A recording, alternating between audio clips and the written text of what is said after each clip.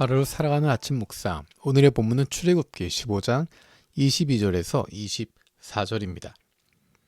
모세는 이스라엘을 홍해에서 인도하여 내서 수르 광야로 들어갔다. 그들은 사흘 동안 걸어서 광야로 들어갔으나 물을 찾지 못하였다. 마침내 그들이 마라에 이르렀는데 그곳에 물이 써서 마실 수 없었으므로 그곳의 이름을 마라라고 하였다. 이스라엘 백성은 모세에게 우리가 무엇을 마신단 말입니까? 하고 불평하였다. 아멘. 어제 읽었던 13장, 14장에서는 놀랍게도 하나님께서 홍해 바다를 가르시고 이스라엘 백성이 건너게 하시는 장면이 나타나 있습니다. 그리고 15장에서 그것에 대한 찬양이 나옵니다. 온 백성들이 함께 큰 소리로 주님을 찬양했습니다. 하나님의 놀라우심을 찬양했습니다. 어떻게 보면 구원의 기쁨을 노래했던 것입니다. 그런데 22절부터 전혀 다른 이야기가 나옵니다. 사흘 만에 이런 일이 일어났습니다. 이스라엘이 홍해를 건넌 지 사흘 만에, 사흘이 지난 이후에 오늘 본문에 나오는 것처럼 하나님께 불평하기 시작합니다. 한국 표현에 있는 것처럼 작심삼일 같은 느낌입니다. 구원받았지만 그 기쁨이 넘쳤지만 하나님 찬양하고 있었지만 사흘 만에 그들이 돌아섭니다. 불평하기 시작합니다. 재미있는 것은 하나님께서 그것을 해결해 주신다는 것입니다. 그들이 목말라하고 불평하기 시작했을 때 하나님께서 그 문제를 풀어주십니다. 해결해 주십니다. 그리고 26절에 보면 너희가 주 너희 하나님인 나의 말을 잘 듣고 내가 보기에 옳은 일을 하며 나의 명령에 순종하고 나의 규례를 모두 지키면 내가 이집트 사람에게 내린 어떤 질병도 너희에게는 내리지 않을 것이다. 나는 주 곧 너희를 치료하는 하나님이다. 말씀하고 있습니다. 어쩌면 이 모습은 출애굽했던 이스라엘 백성들이 어린아이와 같은 모습이라는 것을 하나님께서 인정하고 계시는 것입니다. 그들이 아무것도 모른다. 그들에겐 아직 법도 없고 어떻게 살아야 할지, 어떤 공동체가 되어야 할지에 대한 것 모른다라고 시작하고 있는 것입니다. 구원받은 지 얼마 안 됐기 때문에, 홍해를 건넌 지 얼마 안 됐기 때문에 여전히 옛날의 습성들이 남아 있습니다. 그래서 불평합니다.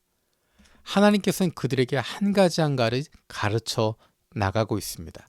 마치 어린아이에게 조금씩 배울 수 있게 하는 것처럼 모범을 보여주기도 하고 잘못했을 때 야단을 치기도 하고, 그래서 그들이 성숙할 수 있도록, 성장할 수 있도록 이끌어가고 계십니다.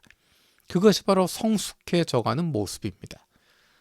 그런데 안타까운 것은 우리가 앞으로 읽을 본문에 등장하는 모습이겠지만 이스라엘 자손들은 달라지지 않습니다.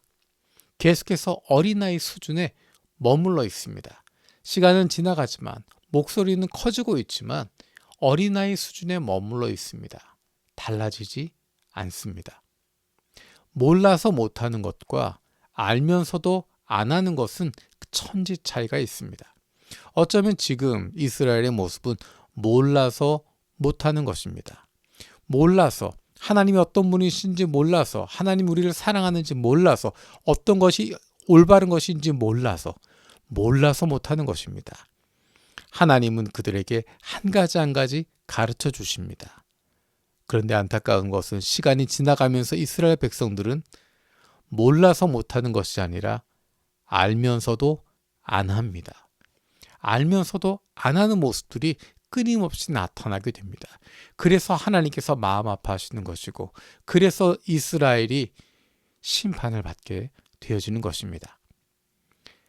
성숙과 성장이 반드시 필요합니다. 구원받았기 때문에, 이제 우리가 하나님의 백성이 되었기 때문에 우리가 성숙하는 과정이 필요합니다. 성장하는 과정이 필요합니다. 여전히 홍해를 건넌 그 상황 거기에만 머물러 있는 것이 아니라 시간이 지나가고 우리가 살아감에 따라 한 걸음 한 걸음 나아감에 따라 성숙해야 하는 것이고 성장해야 하는 것입니다. 성숙하고 성장하는 건 누굴 위해서 하는 것일까요? 하나님을 위해서 하는 것이 아니라 바로 우리를 위해서 하는 것입니다. 우리가 이 땅 위에서 하나님의 자녀답게 살아가기 위해서, 하나님의 자녀의 기쁨과 즐거움을 누리기 위해서 필요한 것은 성숙하는 것이고 성장하는 것입니다. 어린 아기가 나이가 들어감에도 불구하고 여전히 아기처럼 행동하고 있다면 그것은 어떤 모습일까요? 그것을 바라보는 부모의 마음이 아플 뿐만 아니라 본인에게도 안타까운 부분인 것입니다. 시간을 낭비하는 것입니다. 그가 누릴 수 있는 것들을 마음껏 누리지 못하게 되는 것입니다. 그가 할 수 있는 일들을 못하게 되는 것입니다. 이 얼마나 안타까운 모습이겠습니까? 하나님은 우리가 성숙하기를 원하고 성장하기를 원합니다. 그러기 위해서 필요한 것은 듣는 것입니다. 말씀을 듣는 것입니다. 그리고 거기에 순종하고 나가는 것입니다. 조금씩 성장하게 되고 조금씩 달라지게 되고 조금씩 하나님이 기뻐하시는 모습을 우리가 갖게 되는 것입니다. 시간이 지나감에 따라 성숙하는 모습을, 성장하는 모습을 보게 될 것이고, 마침내 예수님께서 말씀하신 것처럼 예수 그리스도의 장성한 분량에 이르기까지 성장해 나아가게 될 것입니다.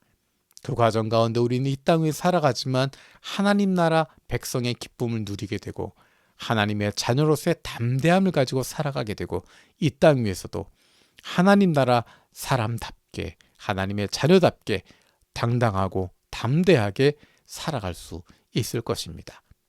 우리가 날마다 성숙하고 성장해 갈 수 있는 하나님의 사랑받는 자녀들 되기를 원합니다. 살아계신 아버지 하나님 감사드립니다. 출애굽기를 통해서 이스라엘 백성들의 모습을 봅니다. 그들이 출애굽하고 홍해를 건너고 구원받은 지 얼마 되지 않았는데 불평불만하는 모습을 봅니다. 하지만 하나님께서 그들에게 한 가지 채워주시고 조금씩 알려주시고, 그로 말미암아 그들이 성숙하고 성장하길 바라셨던 모습을 봅니다.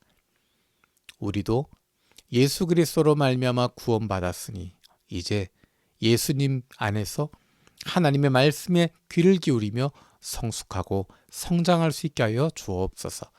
날마다 성숙하고 성장함에 따라 이 땅에서 하나님의 자녀로서의 기쁨과 즐거움을 마음껏 누리며 살아갈 수 있는 풍성한 생명을 누릴 수 있는 저희들 되게 하여 주옵소서. 감사드리고 예수님의 이름으로 기도드립니다. 아멘.